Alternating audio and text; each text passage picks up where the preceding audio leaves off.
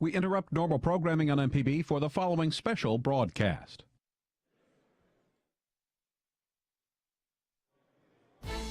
Live from the state capitol in Jackson, MPB News brings you Governor Phil Bryant's annual State of the State address, delivered to a special joint session of the Mississippi Legislature.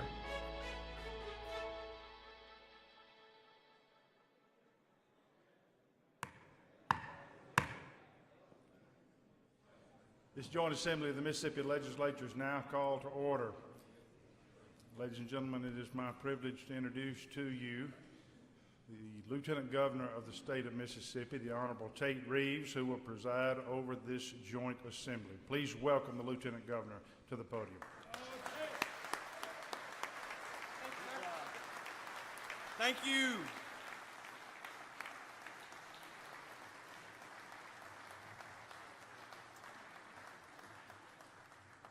Thank you, Mr. Speaker. At this time, I'm going to recognize the Clerk of the House of Representatives to announce the committee to escort the Governor and the First Lady in. Mr. Clerk. Thank you, Mr. President. Lieutenant Governor Reeves and Speaker Gunn announce the meeting of those of Senators Kirby, Chassenal, and Barnett, and Representatives McHuston, Curry, and Burnett to escort the First Lady and Governor Phil Bryant to the dais.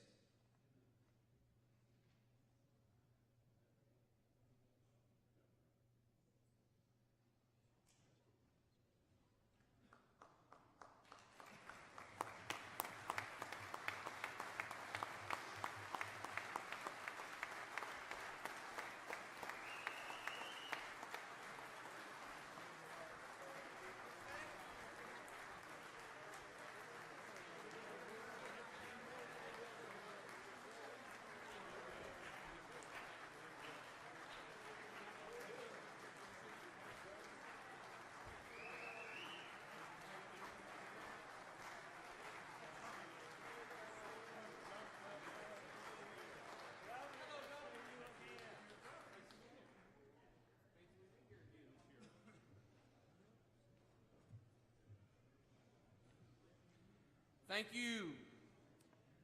And now, please allow me to introduce House Speaker Pro Tem Greg Snowden.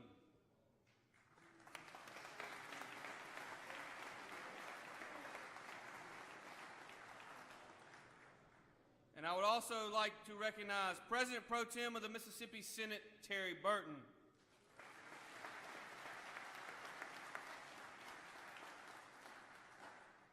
The Speaker and I are both very blessed to have supportive wives who put up with us during the hectic days of the legislative session, and I am honored to have my wife Ely with me here tonight.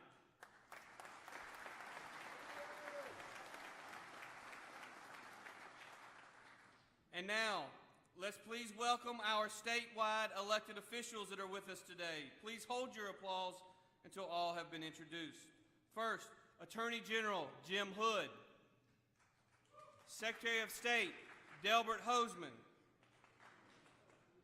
State Treasurer Lynn Fitch, and Insurance Commissioner Mike Cheney.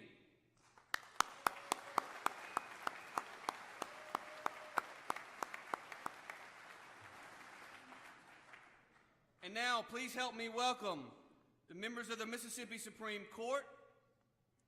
Please hold your applause until all have been introduced. Chief Justice William L. Bill Waller, Jr., Presiding Justice James W. Kitchens, Associate Justice Leslie D. King, Associate Justice Josiah D. Coleman, Associate Justice James D. Maxwell II, Associate Justice Dawn H. Bean, Associate Justice Robert P. Chamberlain, and Associate Justice David M. Ishii.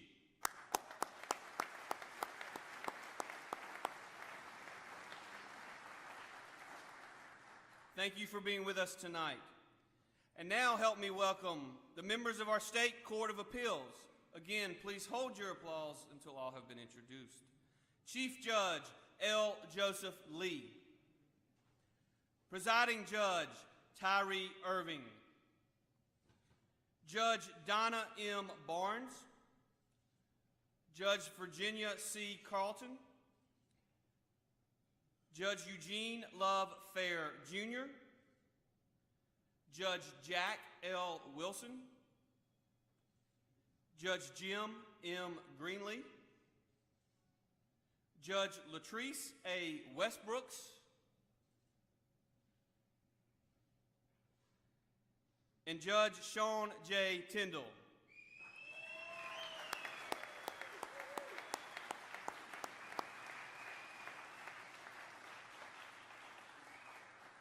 And now let's welcome the members of our Public Service Commission. Brandon Presley of the Northern District, Cecil Brown of the Central District, and Sam Britton of the Southern District.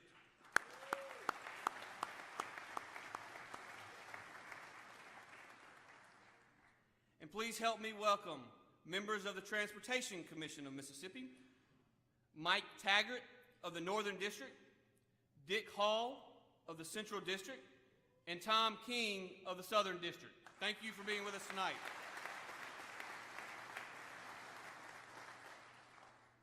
And at this time, it is my pleasure to introduce someone who needs no introduction, and that is the great First Lady of the great state of Mississippi, Ms. Deborah Bryant.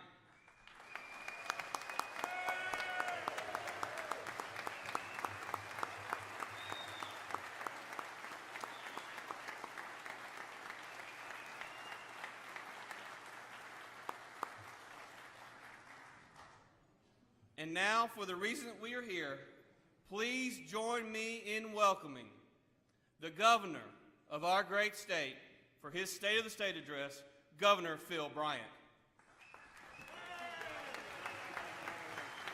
Thank you. Good evening. Good evening. Thank you so much. Thank you. Thank you.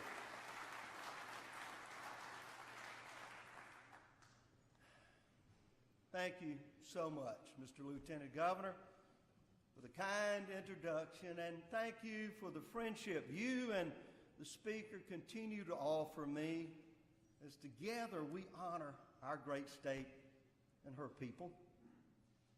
I will always consider myself fortunate to have served with both you and your respective members. Now, speaking of Mississippians, my favorite one is seated right behind me. For the past 6 years, she has devoted herself to improving the lives of all our citizens, particularly our children. And for 41 years, she has lovingly and patiently put up with me. Ladies and gentlemen, the First Lady of the state of Mississippi and my wonderful wife, Deborah.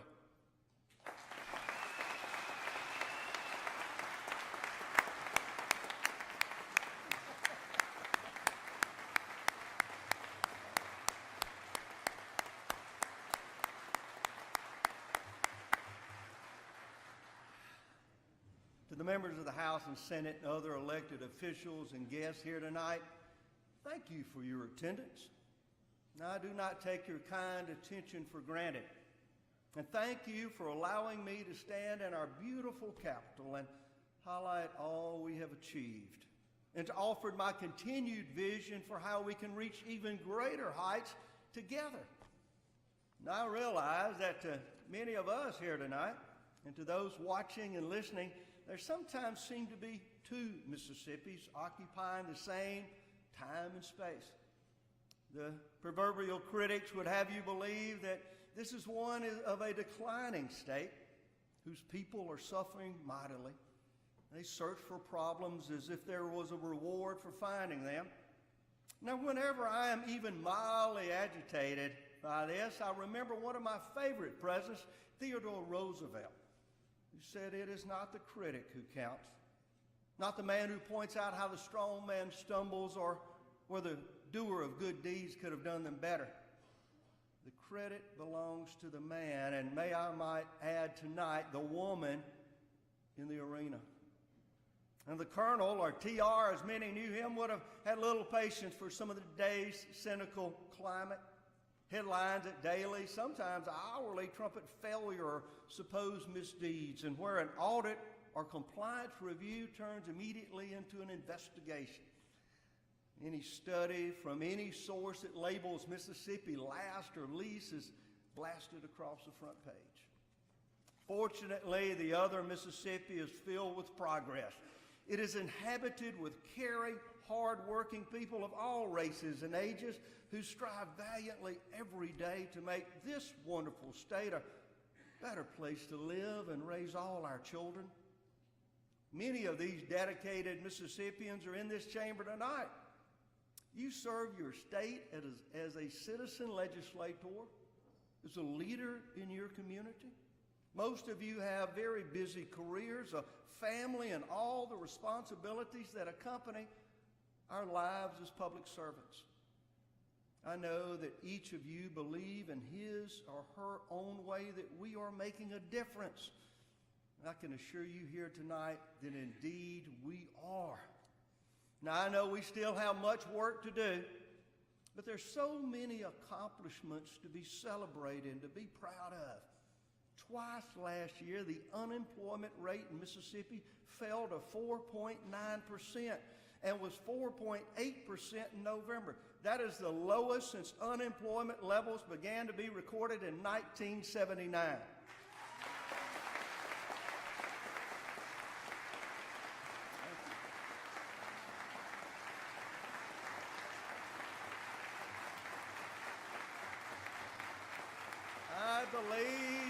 I believe every Mississippian deserves an equal opportunity for a good job. And I'm working hard to make this belief a reality. As Ronald Reagan once said, the best social program is a job. Now, that's a program we've been very successful in expanding. In the past, Mississippi has had people looking for jobs. Today, we have more than 40,000 jobs looking for people.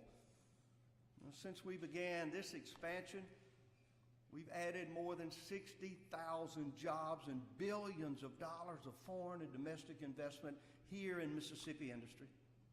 I'm also encouraged to report that existing industry continues to grow. For example, Milwaukee Tool just added 660 new jobs to the 1,400 team members already working in advanced manufacturing in Jackson and Greenwood, and a distribution center has been added in Olive Branch, Mississippi. This is a corporate investment of $33.4 million.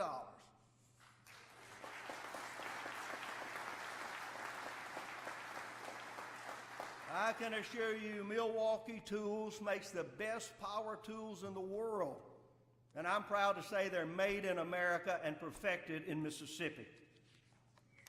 I am honored to have in the gallery tonight the manager of Milwaukee Tools plant in Greenwood, Mississippi, my friend Jack Bellotta. Jack, where are you?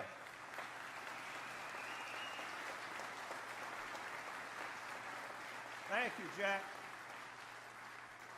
Currently, 70% of the United States Navy's combat service vessels protecting America's interests on the high seas are made at Ingalls in Pascagoula, Mississippi.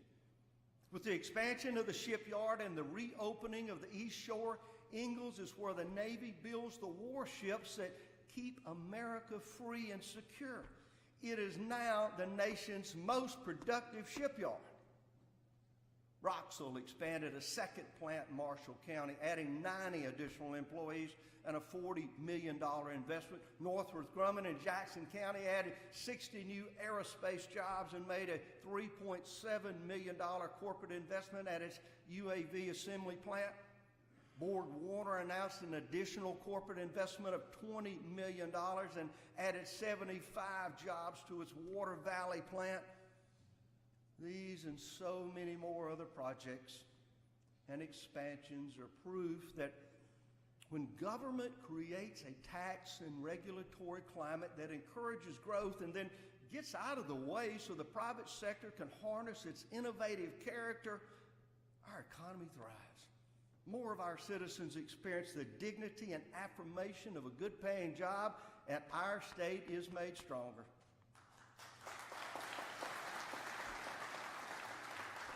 I could continue with many more businesses, large and small, that have expanded, but in the interest of time, I will tell you simply that the numbers are impressive and encouraging, and they are growing.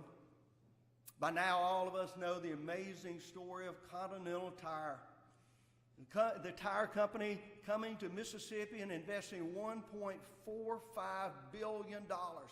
It will be one of the most respected and successful plants in Mississippi's history because it's one of the most respected tire companies in the world.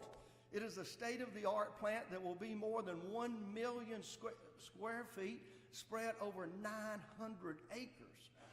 It will be the most sophisticated plant ever constructed by Continental Tire.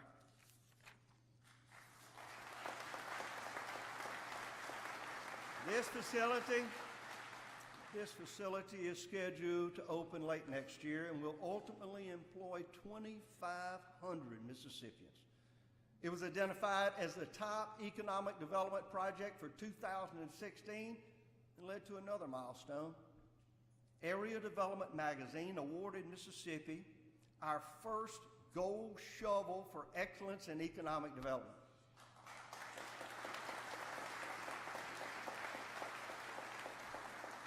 Because of these and many other successes, Mississippi now ranks in the top 10 states in the nation for economic development opportunities.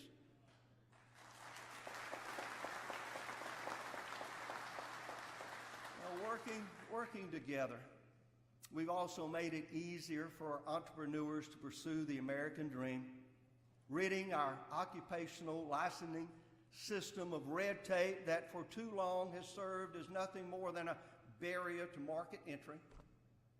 Other states are just now moving to adopt our plan to reduce regulatory burden on professional services. It has become known across the United States simply as the Mississippi model. Now, this session I will have some other recommendations to reduce more government regulations and unleash the independent spirit that will make Mississippi the most job-friendly state in America.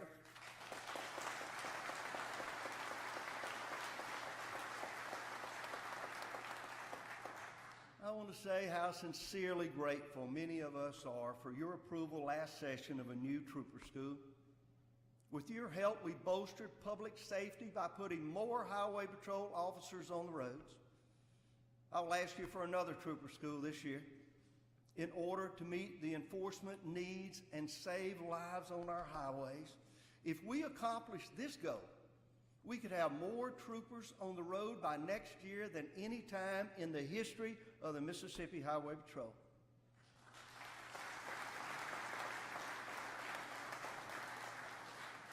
Like most other states, Mississippi is struggling with an opioid and illicit drug epidemic. In December of 2016, I issued an executive order creating the governor's opioid and heroin task force to address the problem. Law enforcement, physicians, pharmacists, and mental health professionals came together and began to attack these killers that have taken the lives of over 200 Mississippians in just the last 12 months. I'm proud to say the recommendations and resulting actions by the task force members were swift and courageous.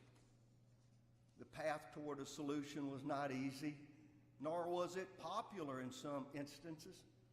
Fortunately, I have an extremely competent director at both the Department of Public Safety and Mississippi Bureau of Narcotics who were at once courageous and compassionate. They've done an outstanding job, and I'm proud to have the Commissioner of the Department of Public Safety, Marshall Fisher, and the Director of the Mississippi Bureau of Narcotics, John Dowdy, with us here tonight. Gentlemen, thank you for your work in law enforcement.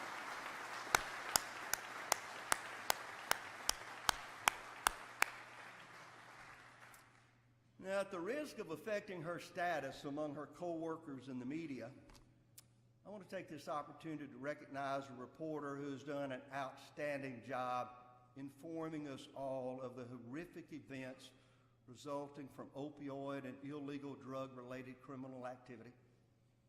We should all thank Therese Apel of the Clarion Ledger for shining a light on the horrible consequences of this behavior. Therese, you stand as an example of a journalist who has made a difference.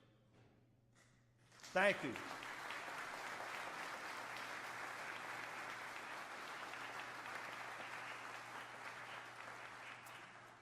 Our educational system, though far from perfect, is clearly better than it has ever been before.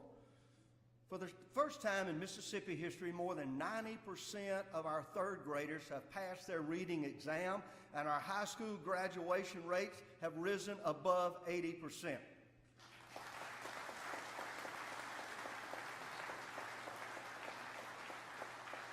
More than $100 million has been directed to teacher pay raises. We've ended the election of local superintendents, and dyslexia identification and response have all become a reality. Charter schools, early learning, and school choice for special needs children all exist today because of the difficult decisions made by many of you here tonight. Still, we have far too many failing schools whose students lag behind their counterparts across the nation. The reasons are systemic and are often related to a variety of conditions: poverty, abuse, neglect, lack of leadership can all be listed. To address these issues, we created the Governor's State Early Childhood Advisory Council. CCAC is composed of state and national experts in education and healthcare, in child welfare, in mental health, and in early childhood learning. The council has become the central meeting place for stakeholders in Mississippi's early learning system. Its family-based system is the new blueprint for managing the spectrum of problems affecting children and for ultimately finding solutions. Working with the Mississippi Department of Human Services and our community colleges, the council began a program where child care workers will be receiving training to provide a learning component in daycare centers. Now remember, most of our children will spend an average of 12,000 hours of their most formative years in child care or a custodial environment. CCAC also provides help where it is needed with health care, workforce training, and even additional educational opportunities for the parents themselves. Our next generation of leaders are today in a child care facility. Now, Mississippi is looking to the horizon to make sure they have the skills needed to succeed. You should know Mississippi spends $97 million per year on federally funded daycare through the Department of Human Services, and $199 million of federal funds on Head Start centers across the state. Jobs for Mississippi graduates spends another $3.4 million on the state's only dropout prevention program. Last year, $800,000 of JMG's total came from the general fund. Much of the remainder was raised from private donations from concerned corporations such as AT&T and Energy. I will ask you to return funding for jobs for Mississippi graduates to 2016 levels to help increase the graduation rates to the national average and build our workforce. Over 90% of these at-risk students graduate, and 80% of those find jobs or go on to higher education. Combined, these programs represent more than $300 million in public education investment that is rarely, if ever, reported. It is time we began to maximize the use of these federal and private funds and demand evidence-based result for every taxpayer dollar.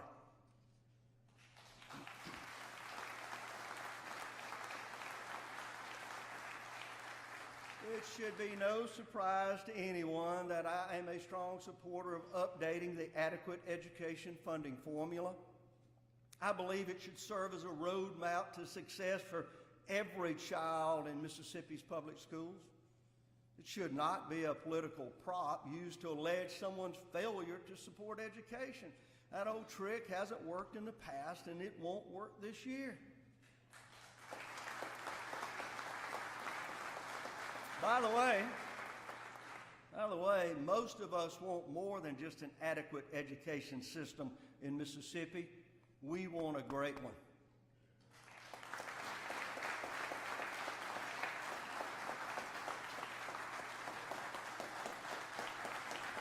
Thank you. We want a great one.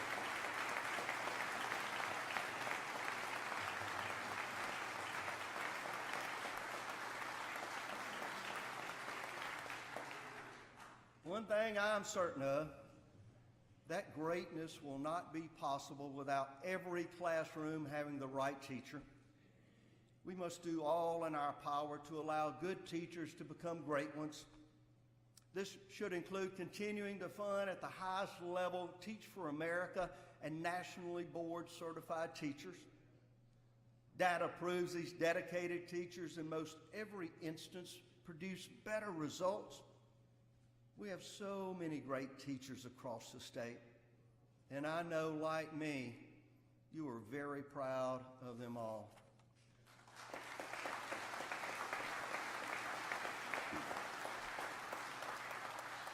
This session, I will ask you again to expand school choice for certain categories of children, offering special needs scholarships to even more students. I continue to believe that parents should have the freedom to use their tax dollars to send their child to the school of their choice, not one decided by the government.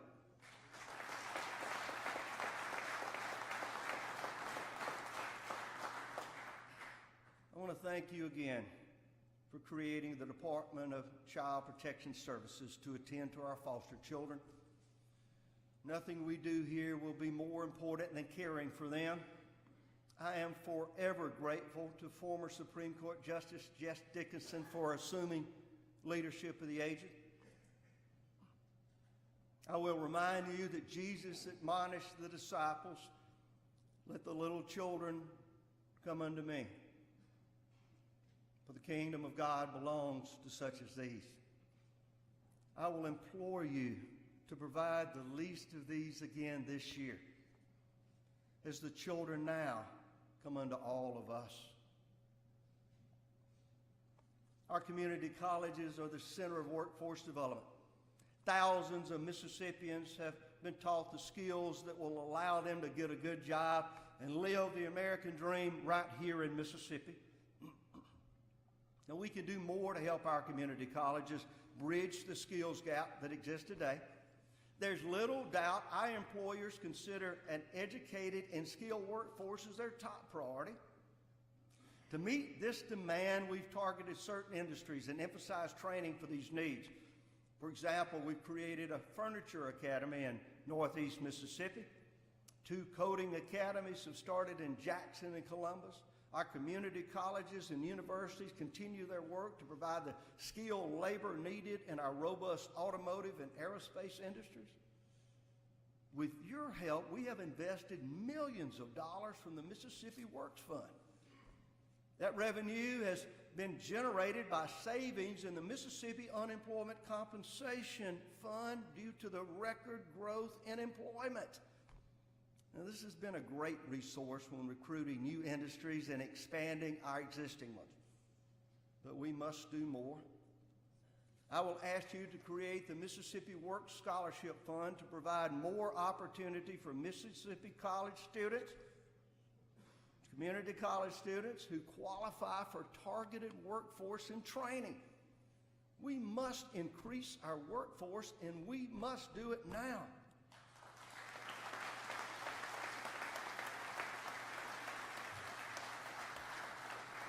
Working together, we have also built a new world-class medical school at the University of Mississippi Medical Center. It will train the physicians so desperately needed in a state underserved by medical professionals. Because of your help, we are well on our way to achieving our goal of adding 1,000 new physicians by 2025. The medical profession is an economic driver. It's become a reality in Mississippi. Physicians today are responsible for more than 51,000 jobs and have a total economic output of over $8 billion annually. Our beloved Blair E. Batson Children's Hospital in Jackson has announced a $180 million expansion. The medical corridor I've long hoped to establish is becoming a reality. It stretches from the medical mall in Jackson to new clinics, medical specialty centers, and even medical device manufacturers located just across the river in Rankin County. The leadership of the First Lady, University Medical Center, and the Department of Human Services, we will soon begin construction on a long-term palliative care unit in Jackson's medical zone.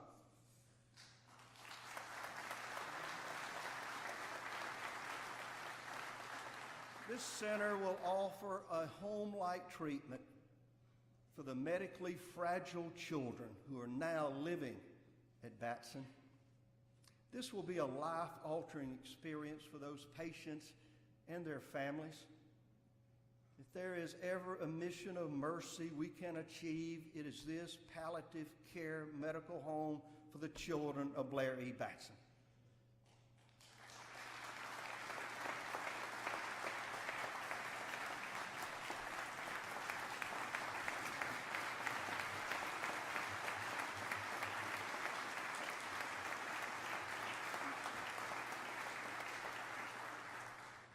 We have an additional opportunity in Jackson's medical zone. I believe real potential exists to move the Department of Public Safety headquarters. We have a good location in Rankin County near the State Crime Lab. The current building, located in the heart of the medical corridor, was constructed in the 1970s and is in deplorable condition. A new medical conference center could be constructed in its place. This facility would become the gateway of the medical corridor. Medical City is rising out of the piney woods of Harrison County, complete with a new pharmacy school, a nursing and simulation center, and the National Obesity and Diabetes Research Center. It is the result of a partnership between William Carey University and the Cleveland Clinic, one of the top-rated medical entities in the world. Now, this partnership and tradition will help us fight obesity and the diabetes often associated with it. With the help of the Cleveland Clinic, this is a fight I expect to win.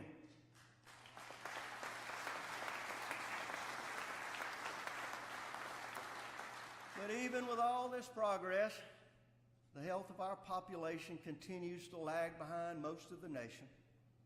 Unfortunately, many of these problems are of our own making. We have an overwhelming tendency to be our own worst enemy when it comes to obesity and substance abuse and sexually transmitted diseases. If we are to solve these problems, we must face the uncomfortable facts, then take the necessary steps to assist those suffering, while encouraging them to be more responsible for their own preventative health care. The poor health care choices have resulted in higher mortality rates and treatment of even more disabling illnesses. Consequently, Medicaid costs have continued to increase, straining our state and federal budgets. Frankly, we've spent far too many years believing that funding for Medicaid is unlimited and should be unquestioned. We must change that way of thinking. We must also insist that positive health care outcomes be the first responsibility of Medicaid recipients.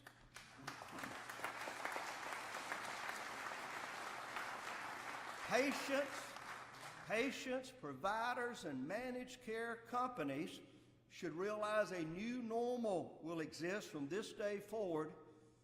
Our goal will be to prevent poor health care from getting worse and to get Medicaid patients well.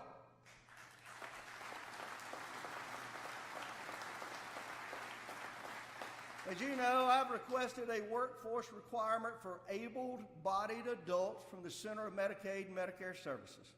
Now, this is not, as some would have you believe, a punitive action aimed at recipients. It will actually help this population reap the rewards of a good job and one day receive health care coverage from their employer, not the state or federal government. Recently, I tasked the Department of Human Services and Medicaid to work together to identify needs for beneficiaries and address them in a more proactive and effective manner. I have contemplated moving Medicaid eligibility to DHS, something that is done in 46 other states. However, with a change in leadership of the Division of Medicaid, I now believe it would be prudent to delay such a transfer until a complete review of its benefits to providers and beneficiaries can be completed. I believe the current leadership at these two agencies can create a seamless service model, and it can be implemented. We must not only manage Medicaid for today's needs, but assure sustainability for future demands. Those in extended care facilities should not be told we cannot continue to fund their very existence. If we manage the system properly and eliminate the waste, fraud, and abuse, we can assure a better quality of life for those truly in need. Your assistance in properly framing the Medicaid Technical Amendments Act will certainly make all the difference in maintaining an effective and sustainable Medicaid program for years to come.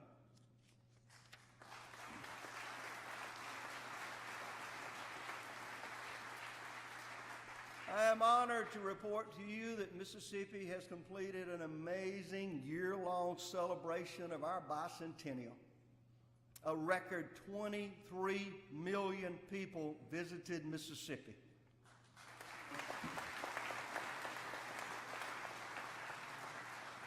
Hundreds of events took place across the state, many including music, the arts, and educational opportunities. The grand finale of this once-in-a-lifetime celebration was the opening of the Museum of Mississippi History in the Mississippi Civil Rights Museum. I am thankful to the President of the United States of America who came to Jackson, Mississippi to honor the opening of our two great museums.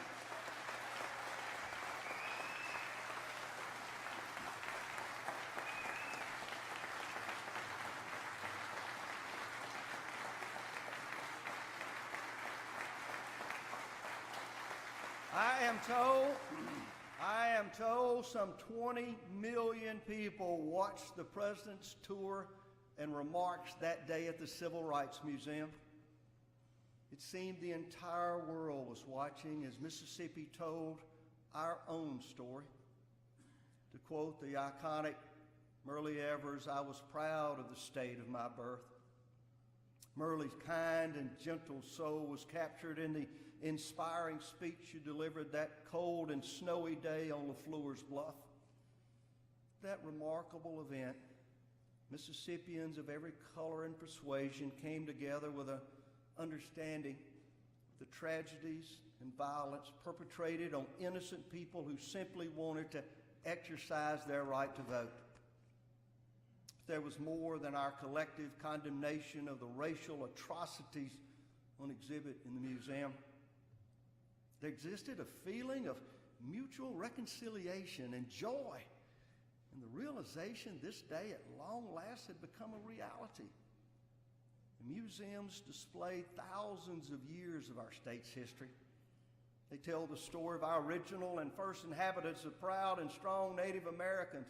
They recount the tragic Civil War and celebrate our iconic athletes and world-renowned entertainers. There's no effort to conceal the transgressions of the past.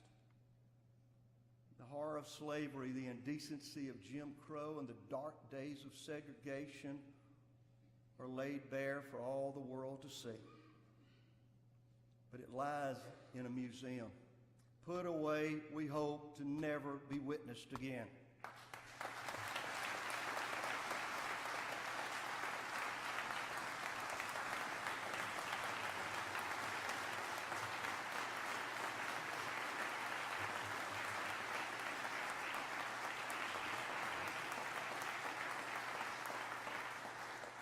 us participating that day experienced something very special. The anger and the fear fell away. The political agendas melted with the morning snow. We saw what Mississippi could be when our common bonds overpower our differences, and we accept the reality that we can disagree without being disagreeable. We peered into Mississippi's soul, saw that it was cleansed of any deceit or malice. The soul of Mississippi now contained a love for all its people, its traditions, and most of all, our future.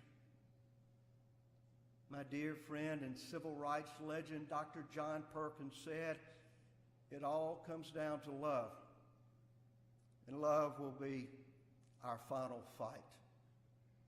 Ladies and gentlemen, please welcome to this chamber my dear friend and someone who loves Mississippi, Dr. John Perkins.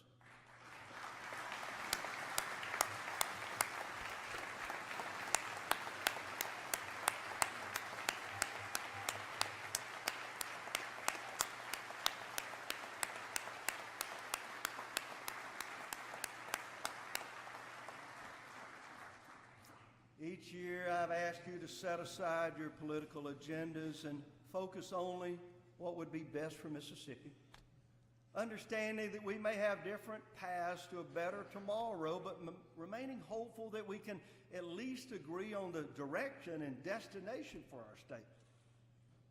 This year the plea to work together will be no different. However, I do have a renewed faith in the outcome.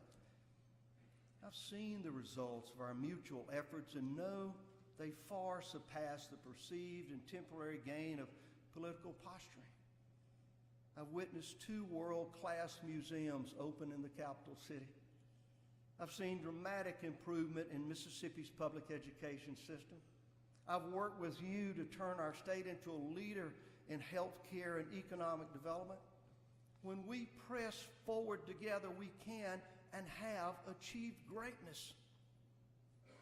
If Mississippi is to make the permanent leap from good to great, we must all have a dedication to achievement.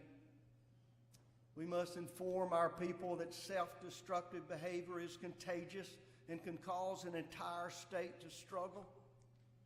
They must know that individual responsibility will guarantee better outcomes for each of them and collective success for all of us. After 200 years of trials and tribulations, wars and reconstructions, storms and recessions, we continue to persevere. With your help, I believe this legislative session can be the best ever. It can be the year we come together in a common bond of commitment to our people's best interest. I promise you my door will always be open. I will always listen to your concerns and be unoffended by our mutual disagreements. Closing, I wish to thank you again for this opportunity to reflect on the state of the state and rededicate myself to being governor for all the people. Now let us go from this appointed time and place committed to serving the people of Mississippi and making this wonderful land a better place for tomorrow's generation. May God bless you, the great state of Mississippi, and may God bless the United States of America. Thank you and good night.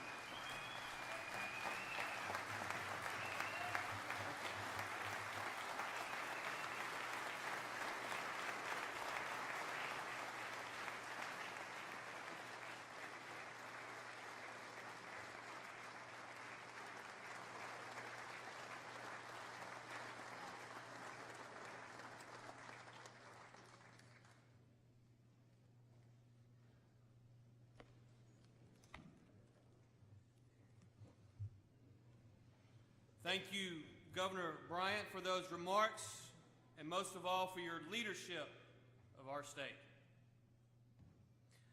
As this joint assembly comes to a close, I would like to recognize the gentleman from Jackson to dissolve the joint session.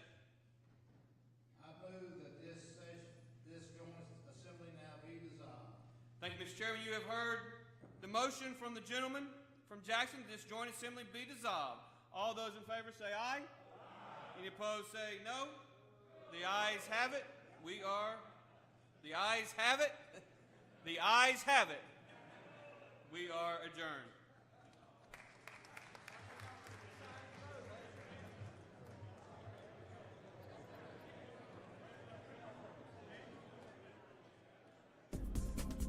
And now the Democratic response. Good evening. I'm Representative Jay Hughes. The state of the state is same old, same old. I love my Mississippi, but the simple facts are that we're still last in education, last in mental health and health care access, first in poverty, and first in the brain drain of our young graduates. If we're number one in problems, then we sure ought to be number one in solutions. Unfortunately, the policies that impact our quality of life have merely gone unchanged and underfunded. Simply ignoring a problem is not a solution. Over half of Mississippi towns are smaller than 1,500 people, and a Golden Shovel Award doesn't educate our children or put food on the table in your average Mississippi home.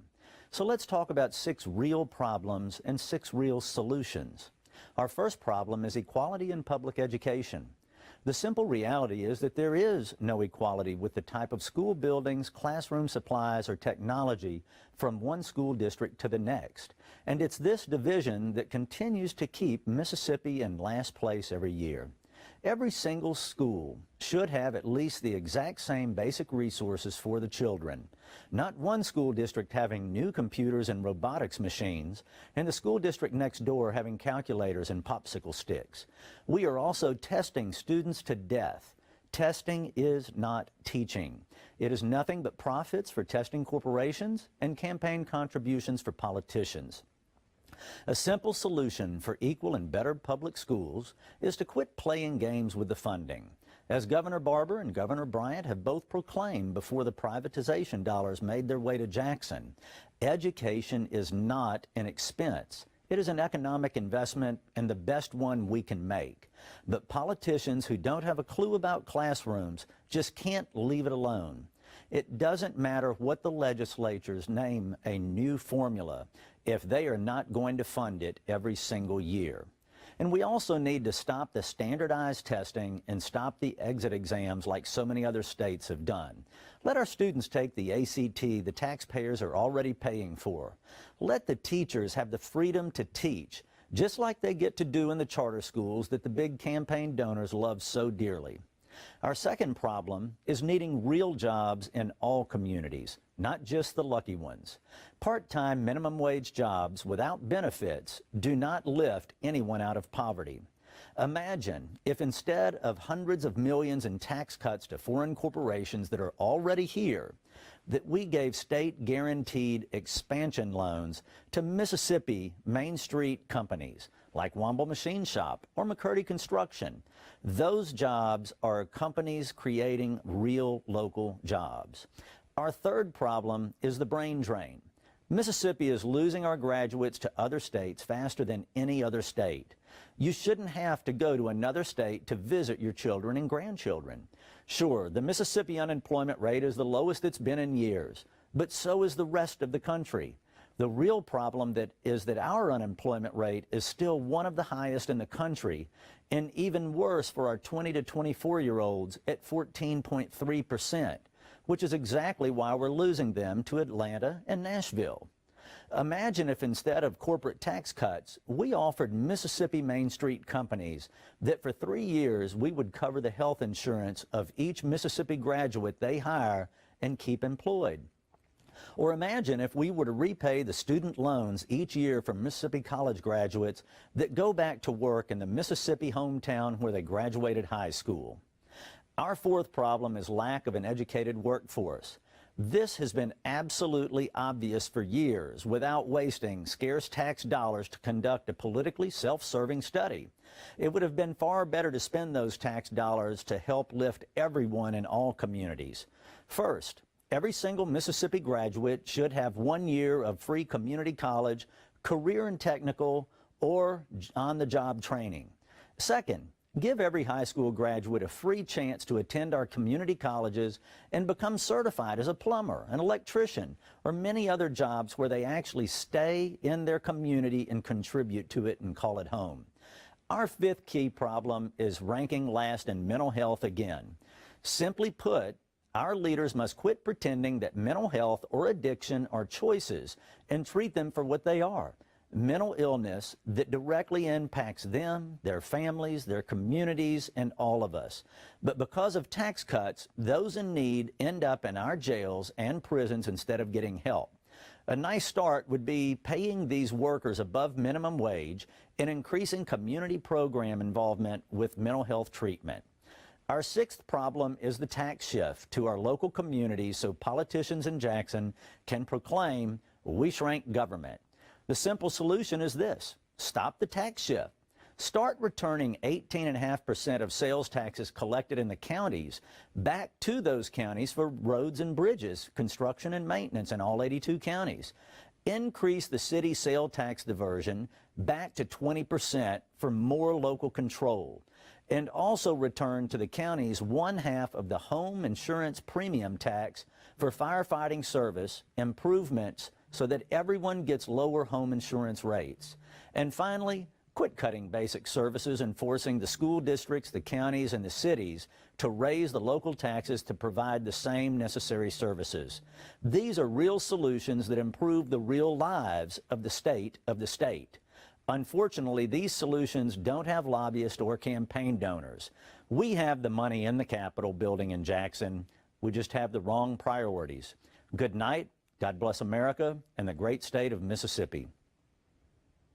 You've heard the status of the state's economy and the challenges lawmakers face. Watch the debates unfold throughout the 2018 session on MPB's At Issue, where we provide in-depth coverage and analysis on a wide range of issues every Friday night at 7:30 only on MPB TV.